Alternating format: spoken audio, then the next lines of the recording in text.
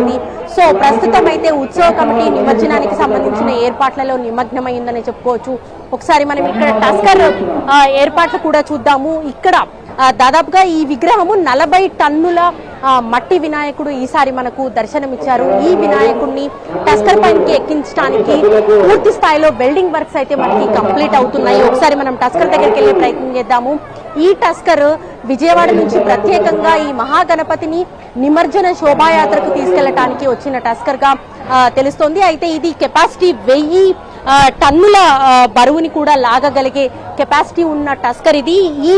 ఈ టస్కర్ పైన ఇప్పటికే వెల్డింగ్ వర్క్స్ అన్ని కూడా చేస్తూ ఉన్నారు. అంటే ఈ మహాగణపతి ఇక్కడ నుంచి బయలుదేరిన తర్వాత మళ్ళీ ఈ శోభాయాత్ర మొత్తం అంతా వేలాది మంది భక్తులు ఈ టస్కర్ తో పాటు వస్తూ ఉంటారు. ఈ టస్కర్ పైన 40 టన్నుల 70 అడుగుల ఈ మహాగణపతిని ఈ టస్కర్ మోయగలగాలి. అందుకు సంబంధించిన వెల్డింగ్ వర్క్స్ అన్ని కూడా ఇప్పటికే మనకి కొనసాగుతున్న పరిస్థితి. అయితే ఇక్కడ నుంచి రాత్రి 9 గంటల తర్వాత ఈ టస్కర్ ఈ వెహికల్ ఏదైతే ఉందో ఈ వెహికల్ ఇప్పుడు మనకు కనిపించే ఖైరతాబాద్ వినాయకుడి ఆపోజిట్ లైన్ లో మనకి డైరెక్షన్ లో టస్కర్ ని నిలబెట్టడం జరుగుతుంది. అక్కడి నుంచి మనకి విగ్రహాన్ని దీనిపైనకి ఎక్కించడానికి మళ్ళీ దీనిపైన వెల్డింగ్ వర్క్స్ అన్ని కంప్లీట్ చేయడానికి దాదాపుగా 2 నుంచి 3 గంటల సమయం పడుతుంది అనేసి నిర్వాహకులు చెప్తున్నారు. మనం ఒకసారి విజువల్ లో చూస్తే కూడా అర్థమవుతుంది. ఇక్కడ భక్తుల తాకిడి కొంత ఇవాళ బ్రేక్ అయితే ఇచ్చారు. భక్తులని దర్శనానికి మాత్రం అలో చేయమని ముందుగానే చెప్తూ వస్తున్నారు.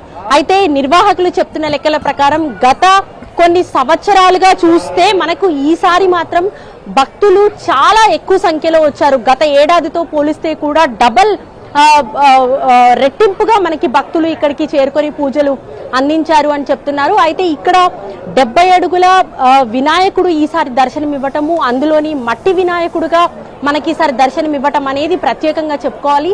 సో ఇంత పెద్ద మహాగణపతిని దర్శించుకోవటానికి కేవలం హైదరాబాద్ కాదు, ఇతర జిల్లాలు కాదు, ఇతర రాష్ట్రాలు, ఇతర దేశాల నుంచి కూడా ఖైరతాబాద్ మహాగణపతిని దర్శించుకోవటానికి ఇక్కడికి వచ్చారని చెప్తున్నారు. లక్షలాది మంది భక్తులు ఇక్కడికి చేరుకొని దర్శించుకొని ఆయన రూపాన్ని కల్లారా చూసుకొని ఇక్కడ నుంచి వెళ్తున్న పరిస్థితి అయితే మనం ఒక్కసారి విజువల్లో చూస్తే కూడా అర్థమవుతుంది. ఎంతో సుందరంగా తీర్చిదిద్దిన శిల్పి రాజేంద్రన్ తన చేతుల మీదుగా ఈ పూర్తి రూపాన్నంతా కూడా ఇచ్చారు. ఈసారి సప్తముఖ మహాశక్తి గణపతిగా మనకి దర్శనమిచ్చిన ఈ మహాగణపతి మరికొన్ని గంటల్లోనే వినాయక్ సాగర్ కి తన తల్లి గంగమ్మ ఒడికి చేరుకోవటానికి సిద్ధమవుతున్నారు. అయితే ఇక్కడ ఇప్పటికే ఏర్పాట్లన్నీ కూడా చేస్తున్నారు. పక్కన ఈ కట్టెలు అన్ని కూడా తొలగించే ప్రయత్నం అయితే మనకి ఇక్కడ నిర్వాహకులు చేస్తున్న పరిస్థితి. ఇక్కడ టస్కర్ పైకి ఎక్కించడానికి రాత్రి 9 గంటల తర్వాత కలశం పూజ పూర్తయిన తర్వాత రేపు మంగళవారం కావడంతో ఇవాళ సోమవారం దినం ఉండగానే అంటే 12 గంటల లోపే ఇక్కడ నుంచి టస్కర్ పైకి విగ్రహాన్ని ఎక్కించే ప్రయత్నం చేస్తాము, విగ్రహాన్ని కదిలించే ప్రయత్నం చేస్తామని నిర్వాహకులు చెప్తున్నారు. రేపు ఉదయం షార్ప్ గా 7 గంటలకి శోభాయాత్ర ప్రారంభమవుతుందని చెప్తున్నారు.